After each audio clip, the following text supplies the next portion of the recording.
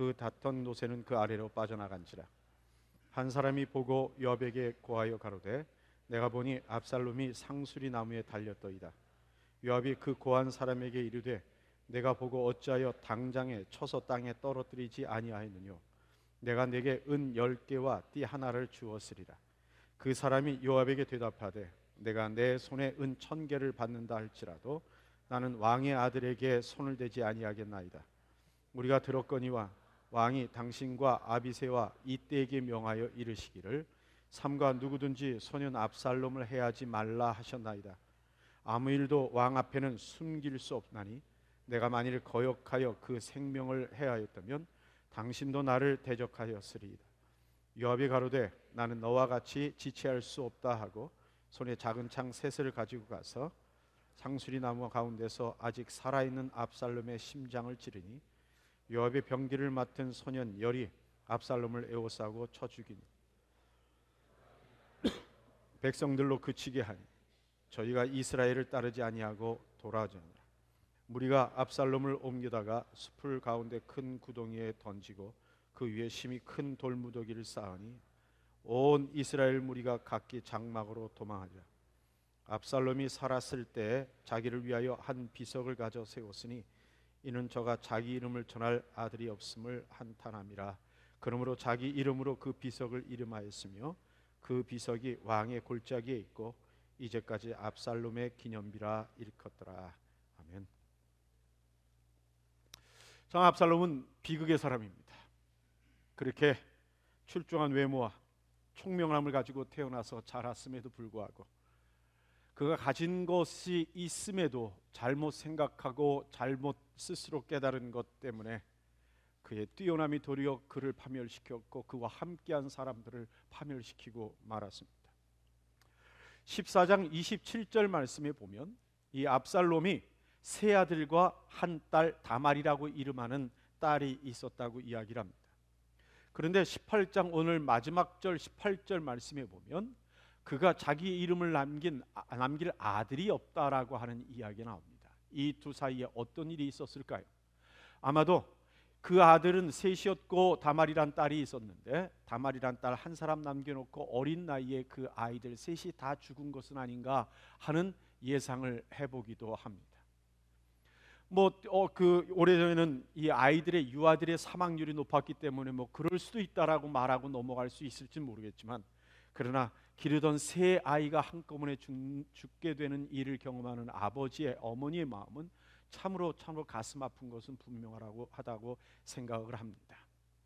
그런데 오늘 18절 말씀에 보니까 그가 자기 이름을 남긴 아들이 없어서 기드론 골짜기, 다시 말하면 왕의 골짜기라고 부르는 기드론 골짜기에 자기의 이름을 남기는 기념비를 세웠다라고 말씀을 합니다. 여러분들이 보시는 이 사진의 모습이 바로 이 압살롬의 기념비입니다. 다윗도 그 압살롬의 아픔을 알았던가요? 그가 배신하고 반역하여 아버지를 대적하고 있음에도 불구하고 그는 전장에 나가는 이 군사들에게 자기 아들을 죽이지 말아달라고 요청을 합니다. 우리는 이 압살롬의 이 심리적인 상태에 대해서 말하기는 참 추측하기는 쉽지는 않지만, 그러나 분명한 건 그의 인생의 비극은 참 큰 것 같고 우리가 그의 아픔을 조금은 느낄 수 있다라는 생각도 해보기도 합니다. 하지만 그러한 그의 상황과 그의 처지가 그가 행한 일들을 정당화시킬 수는 없습니다. 아무리 그에게 정당한 이유가 있고 상황이 있다 하더라도 죄는 죄고 악은 악이고 잘못은 잘못인 것은 분명하기 때문입니다. 그의 모든 행위가 동정받은 것으로 넘어갈 수는 없는 겁니다. 내가 정당하다고 다른 사람들에게 해하는 악함이 정당화될 수 없고, 내가 옳다고 그 다른 사람에게 행하는 부도덕함이나 피해를 우리는 똑같이 옳다고 받아들일 수 없기 때문에 그렇습니다. 그런데 오늘 말씀에는 압살롬과의 전쟁 상황에서 지나치지 않고 기록한 성경의 한 사건이 있음을 우리는 보게 됩니다. 그건 다름이 아니라 압살롬이 긴 머리칼날로 인해서 상수리 나무에 매달린 그 상황에 대롱대롱 매달려 있을 때 그의 심장에 창을 꽂은 이 요압의 선택의 문제입니다. 왕인 다윗의 요청에도 불구하고 압살롬을 죽인 요압의 선택은 성경은 비교적 자세하게 기록하고 있는 것을 볼 수 있습니다. 하나님이 우리에게 어떤 것을 가르쳐 주고 싶어서 이런 것들을 이렇게 자세하게 기록하셨을까요? 압살롬을 죽인 이 선택에 대해서 하나님은 우리에게 무슨 교훈을 하고 싶어서 이런 대화의 내용까지 기록하고 있을까 하는 것을 생각해 보면서 우리가 하나님이 주시는 그 내용인 교훈들을 살펴보기를 원합니다.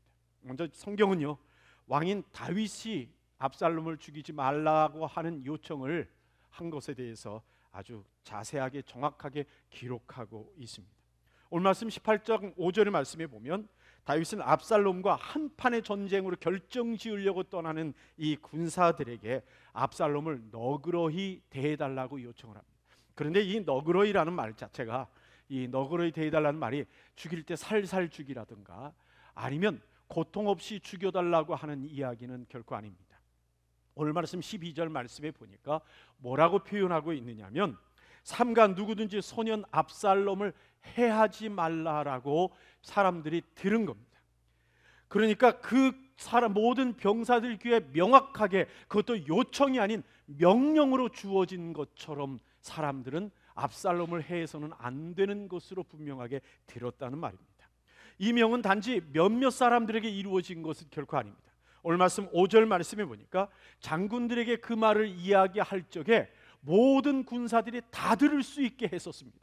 12절 말씀에 보니까 우리가 들었거니와 라고 표현하는 그 말을 볼 때 분명한 것은 모든 병사들을 다 들을 수 있도록 이 말의 명령을 했다라는 사실입니다. 그런데 요압의 선택은 전혀 달랐습니다. 11절 말씀 한번 읽어볼까요? 같이 읽을까요? 시작. 요압이 그 고한 사람에게 이르되 내가 보고 어찌하여 당장에 쳐서 땅에 떨어뜨리지 아니하였느냐. 내가 내게 은 10개와 띠 하나를 주었으리라. 또 14절 말씀 같이 읽도록 하죠. 같이 읽까요? 요압이 가로되 나는 너와 같이 지체할 수 없다 하고 손에 작은 창 셋을 가지고 가서 상수리 나무 가운데서 아직 살아있는 압살롬의 심장을 찌르니. 이에 성경이 기록하고 있는 것은 무엇입니까? 요압이 왕인 다윗의 명령을 들었음에도 불구하고 그 명령을 같이 있는 명령을 들은 군사들이 같이 있음에도 아무런 꺼리낌 없이 지금 압살롬을 죽이고 있다는 사실입니다. 이것을 뭘 말하는 걸까요? 어쩌면 요압은 왕의 명령보다도 자기의 생각, 자기의 판단을 더 귀히 여기고 우선 두고 살아간다라고 우리가 생각해 볼 수 있습니다. 여기서 생기는 것이 결국 충성과 순종 사이의 갈등이라고 생각해야 할까요? 물론 요압이 이렇게 생각할 수 있습니다. 요압은 국가를 생각하고 나라의 장래를 생각하다 보니까 충성이라는 개념에서 이 선택을 했다라고 많이 생각해 볼 수도 있는데 그것은 아주 좋게 평가했을 때입니다. 혹시 요압의 의도가 개인적인 욕심이나 또는 자기 자신의 교만이라고 말한다면 결코 그것과 해당되는 건 아닐지도 모르죠. 요압이 이렇게 생각했다고 생각합시다. 국가를 위한 생각입니다. 이 다윗이 아버지로서의 갖는 마음은 이해하겠지만 그러나 압살롬의 선택과 압살롬이 행한 이 반역의 일은 국가에 큰 손해를 끼치고 앞으로도 살려두어서는 해를 끼칠 거기 때문에 그대로 살려둬서는 안 된다는 생각이 그에게 있었을지도 모릅니다. 그래서 반역자인 압살롬은 당연히 죽여야 된다는 마음이 그게 있었는지도 모르죠. 이 잘못한 것에 대해서는 일벌백계를 왕의 가족부터 해야 되고, 그리고 잘못한 것에 대해서는 아예 반역의 씨앗까지 싹까지 뽑아버리는 그런 발본색원을 해야 된다고 하는 생각이 그에게 있었는지도 모릅니다. 그래서 왕의 미래를 위하여, 국가의 미래를 위하여 죽이는 것이 좋다. 그대로 놔뒀을 때는 왕자들이 또 잘못 생각할 수도 있다. 아버지를 보니까 반역해도 살려두네. 내가 어떤 짓을 해도 아버지는 나를 죽이지 않을 거라고 생각하면 또 반역이 일어날 수 있지 않겠는가 하는 수많은 생각들을 하면서 그가 어떤 선택을 했는지도 모릅니다. 다윗은 살려주라고 했지만 그렇지 못하겠다는 생각이 바로 요압의 생각입니다. 지금은 다윗 왕이 서운해할지 몰라도 언젠간 나에게 고맙다는 날이 올 거라는 생각이 다 이 요압에게 있었을까요? 그 어떤 것이건 간에 그렇게 하면 그 행동이 괜찮은 겁니까? 말은 그럴싸해 보입니다. 또 자기 스스로 그 압살롬을 죽이는 합리적인 이유를 스스로 만들었을지도 모릅니다. 하지만 성경은 이 요압이 하는 그 의도와 행위에 대해서 결코 동의해 주지 않고 있습니다. 이 선택을 사악한 일로 성경은 기록하고 있는 겁니다. 어디에 그렇게 우리는 생각해 볼 수 있을까요? 첫째, 요압이 압살롬을 죽이는 과정을 성경은 이렇게 묘사하고 있습니다. 그를 단번에 죽인 것이 아닙니다. 작은 창 셋을 가져가서 그의 심장에 꽂았습니다.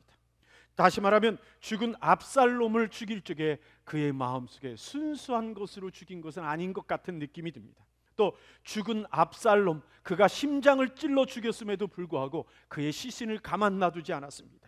그의 친위대 같은 군사 10명과 함께 다니는데 자기를 보호하는 그 10명의 소년들에게, 군사들에게 이 압살롬을 동일하게 해하도록 만들어서 그 10명이 압살롬의 시신을 잔인하게 상해하게 됐습니다. 또 거기에 멈추는 것 아닙니다.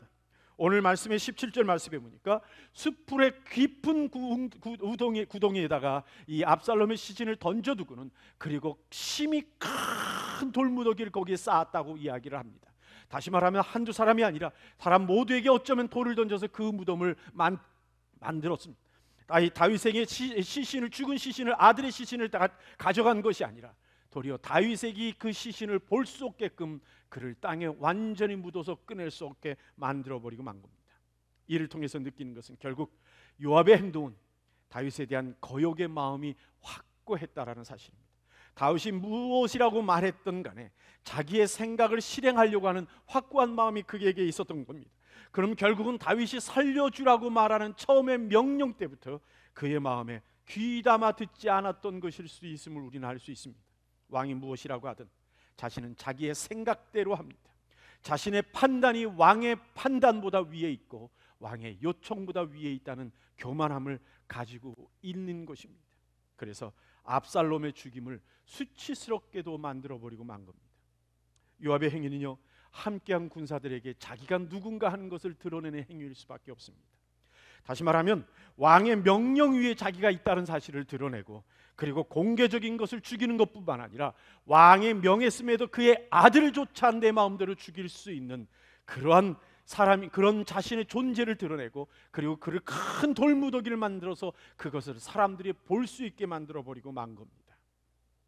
그 모든 행동이 왕에게 어떤 상처를 줄 수 있는가 하는 것에 대해서 뻔히 알고 있는 사람의 위치에 있으면서 그는 다윗에 대해서 무시함과 그리고 사악함을 드러내고 있는 모습을 우리는 성경을 통해서 읽게 됩니다.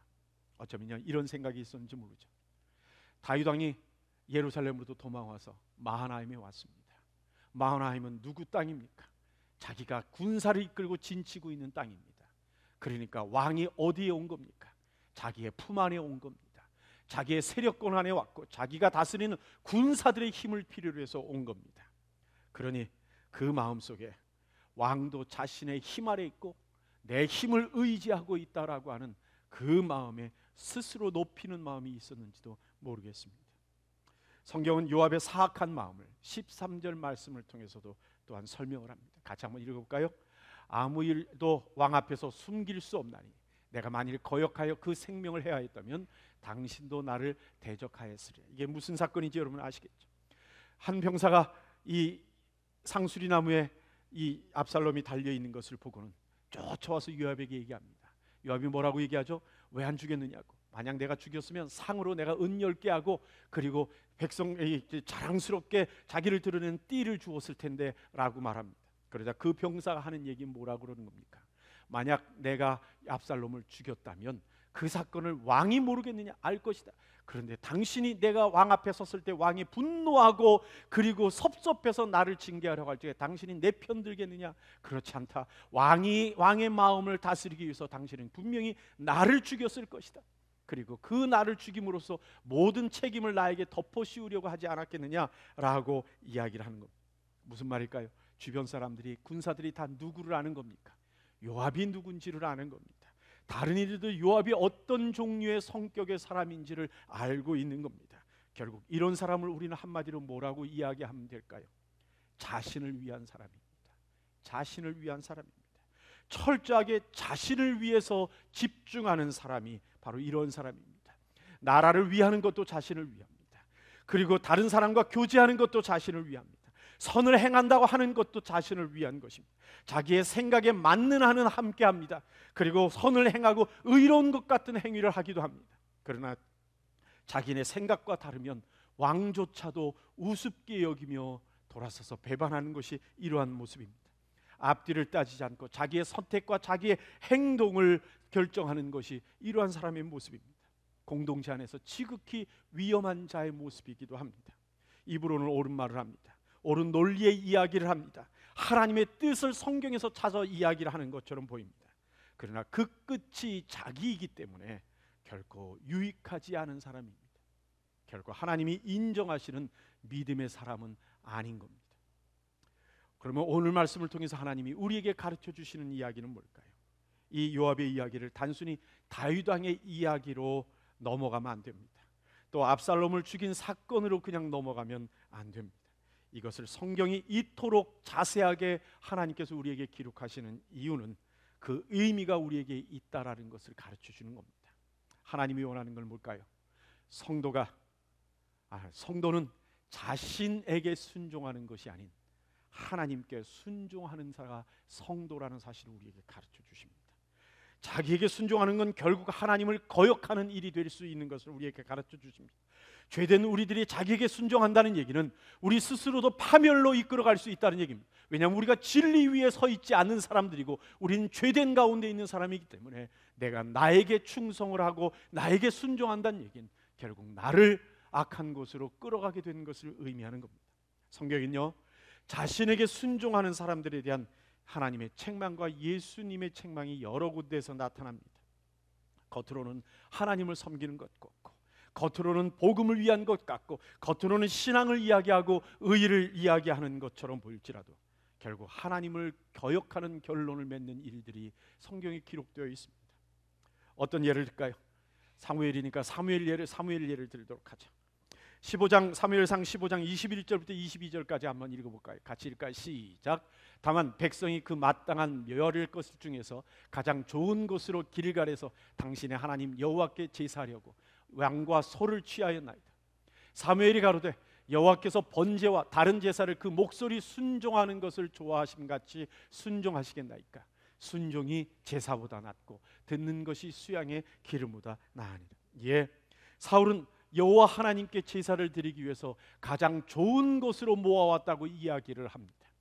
하나님은 그 모든 것을 다 없애라고 했는데 그 스스로 좋은 것을 모아놓고 사무엘에게 걸리고 나니까 그가 뭐라고 표현해요? 하나님께 예배하려고, 하나님께 제사하려고 모아왔다고 이야기를 합니다. 성경은 뭐라고 책망합니까? 순종이 무엇보다 낫다? 순종이 무엇보다 낫다고요?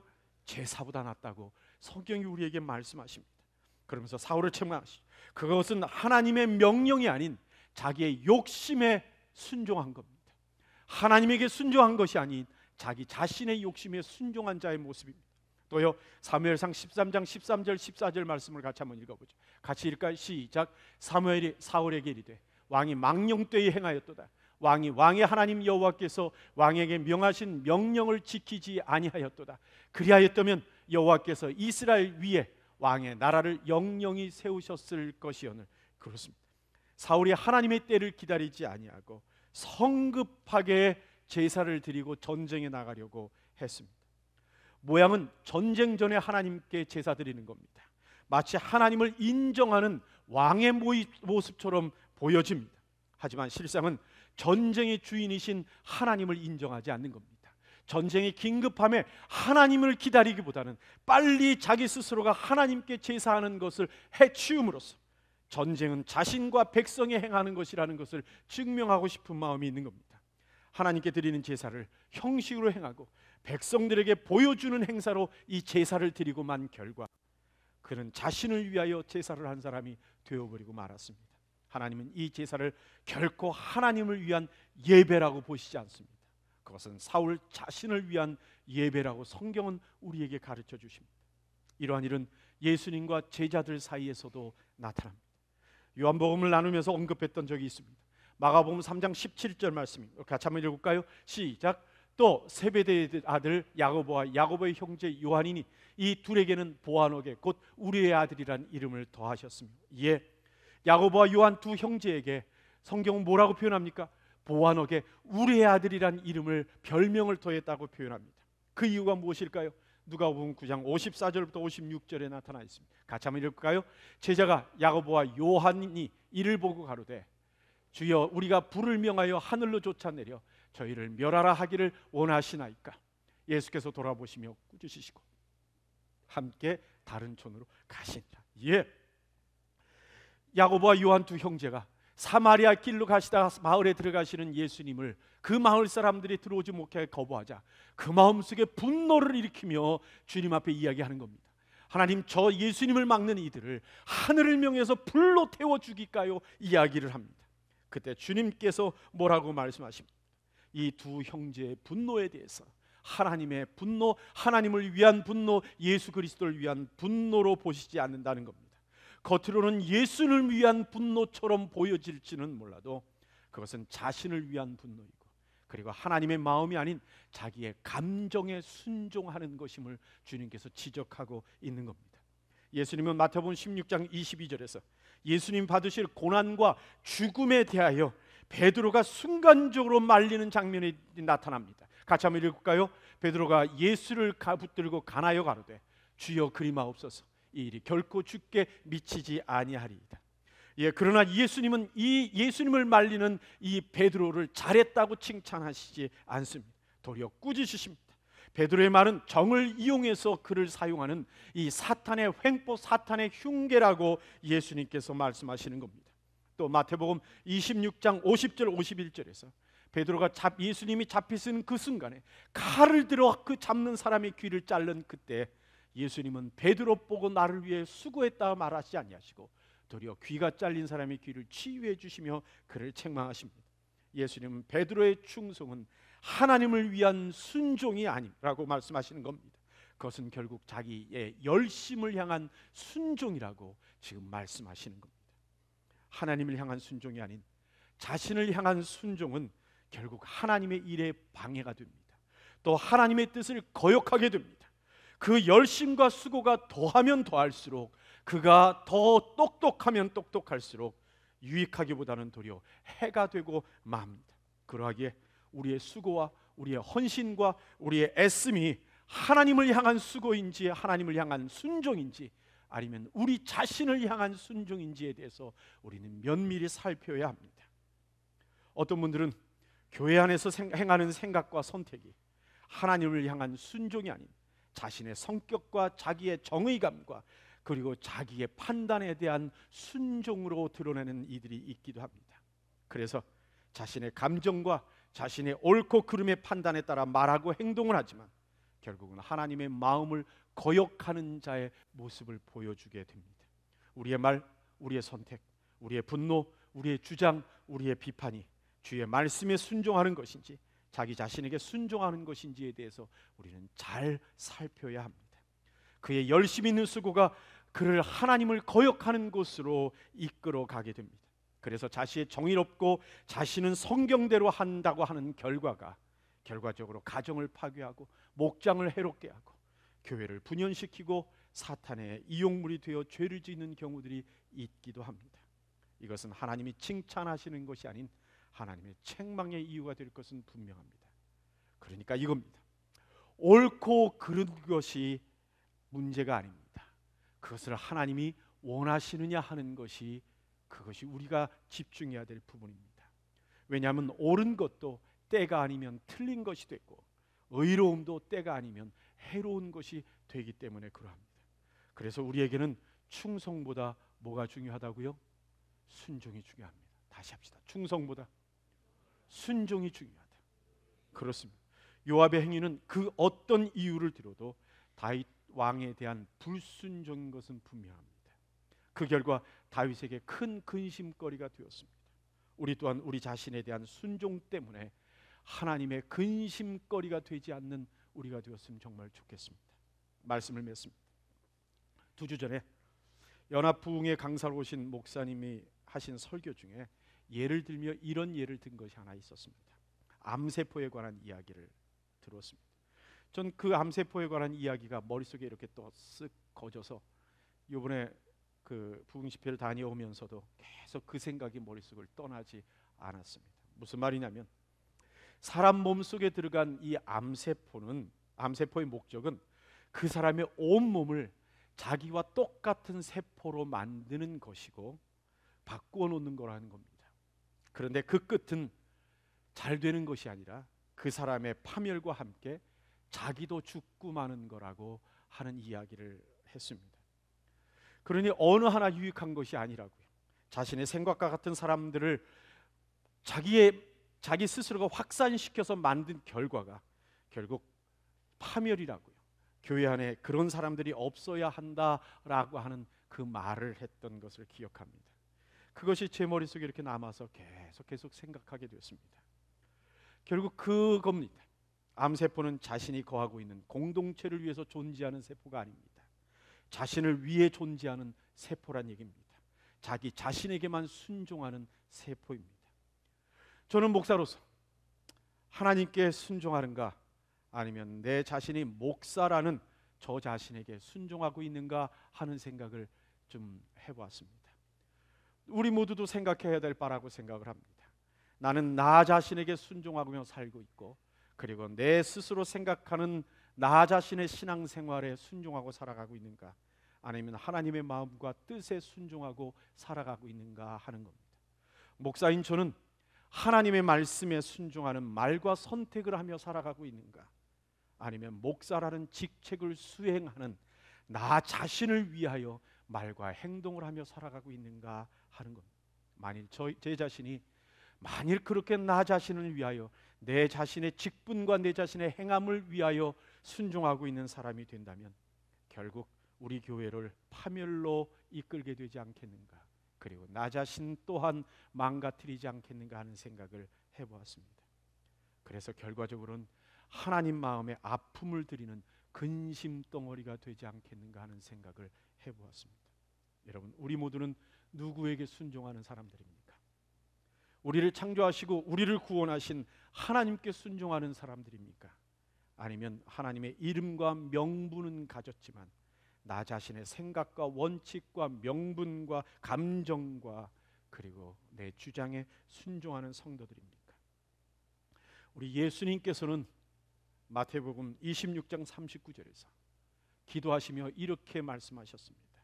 나의 원대로 마옵시고 아버지의 원대로 하옵소서.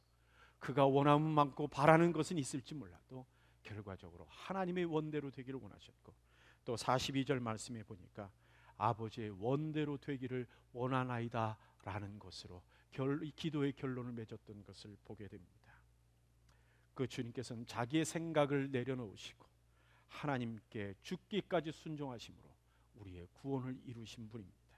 그 어떤 생각과 옳음과 정의와 원칙과 정당성을 가지고 있다 하더라도 내 원하는 대로 되기보다는 하나님이 원하시는 대로 하나님의 마음대로 이루어지는 것을 위하여 말하고 행동하는 우리 모두가 되기를 진정으로 소원합니다. 나의 옳음을 내려놓고 하나님의 마음을 택하는 것이 성도의 믿음입니다. 한번 따라합시다. 나의 옳음을 내려놓고 하나님의 마음을 따르는 것이 바로 인정받는 성도입니다. 그렇게 되기를 원하십니까? 그렇게 되기를 원하십니까? 저 뒷분들도 원하시는 겁니까? 앞에서부터 소리 아멘이 뒤로 가면서 적어지는 겁니까? 다시 한번 합시다. 나의 옳음을 내려놓고 하나님의 마음을 따르는 것이 바로 인정받는 성도입니다. 아멘이십니까? 옆에 사람과 아멘 하십시오. 아니, 이 아멘은 아멘이란 말이 진실로 그렇습니다라는 말인 건 다 아실 겁니다. 옆에 사람과 다시 한번 아멘 하고 약속하시죠. 주먹 쥐고 아멘, 가슴에 손을 대고 아멘. 우리 같이 기도하겠습니다. 우리 자신을 한번 돌아봤으면 좋겠습니다. 내가 하나님 앞에 살아가는 것은 나의 생각에 순종하는 겁니까? 아니면 하나님께 순종하는 겁니까? 나의 삶에 선택하는 한 가지는 나의 옳음에 순종하는 것입니까? 하나님의 길에 순종하시는 겁니까? 이 시간에 우리 자신을 한번 돌아보면서 나는 내 생각에 순종하고 내 판단에 순종하고 내 성격에 순종하고 그리고 내 가진 것에 순종하는 사람인가, 아니면 하나님께 순종하는 사람인가를 한번 살펴보는 이 시간 되고, 그것을 놓고 하나님께 기도하는 시간이 됐으면 좋겠습니다. 나는 무엇에 누구에게 순종하며 살아가는가?